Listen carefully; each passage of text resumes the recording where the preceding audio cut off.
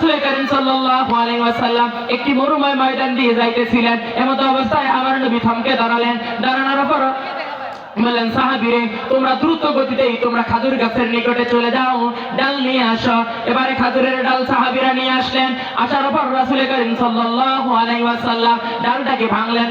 দুই টুকরা করার পরে আমার নবী ডান দিকে একটা গেড়ে দিলেন, বাম দিকে আরেকটি ডাল গেড়ে দিলেন। আমার মায়েরা গভীর কান লাগান। সাহাবায়ে কেরাম প্রশ্ন করলেন, ইয়া রাসূলুল্লাহ, ইয়া হাবিবাল্লাহ, ও নবী গো, এইখানে তো ফাঁকা জায়গা, এখানে তো কোনো কবরের কোনো চিহ্ন নেই। আমরা জানতাম যখন কোনো মানুষ মারা যায় এই মানুষকে লাশ দাফন করার সময় খাজুরের ডাল গাড়া হয়। ইয়া রাসূলুল্লাহ, ইয়া হাবিবাল্লাহ, এইখানে তো লাশের কোনো চিহ্ন বোঝা যাচ্ছে না, কবরের কোনো চিহ্ন নেই, আপনি ডাল গাড়লেন কেন?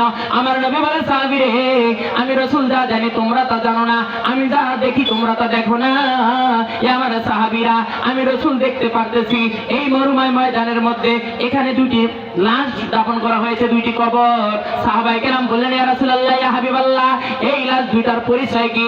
আমার নবী বললেন, সাহাবীরে আমি প্রথম কবরের মধ্যে যে ডালটা গেড়েছি এটাও নারী, বামের কবরে আমি যে ডালটা গেড়েছি সেও হচ্ছে একজন নারী। ইয়া আমার সাহাবীরা, আমি যে বাম পাশের কবরের মধ্যে আমি ডালটা গেড়ে দিয়েছি এই নারীর পরিচয় হইল এই নারী সব সময় মানুষের গীবত করত, চগলখুরি করত, এই জন্য আমার আল্লাহ তার কবরে জাহান্নামের আগুন জ্বালিয়ে দিয়েছে।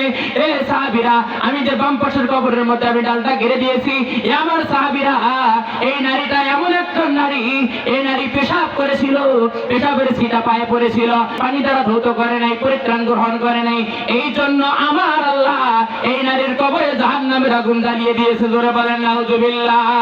এই জন্য আমার মায়েরা লম্বা করতে গেলাম না, দীর্ঘায়িত করতে গেলাম না, শুধুমাত্র আপনাদের ব্যাপারে আমি দুইটা এলান দিলাম। এ মায়েরা, এক নম্বরে গীবত করবি না, দুই নম্বরে মায়েরা পেশাবের ছিটা থেকে যদি পরিত্রাণ গ্রহণ করতে পারো তাহলে আমার মায়েরা কবরের আযাব থেকে আমার আল্লাহ আপনাকে নাজাত দিয়ে দিবেন। জোরে বলেন সুবহানাল্লাহ।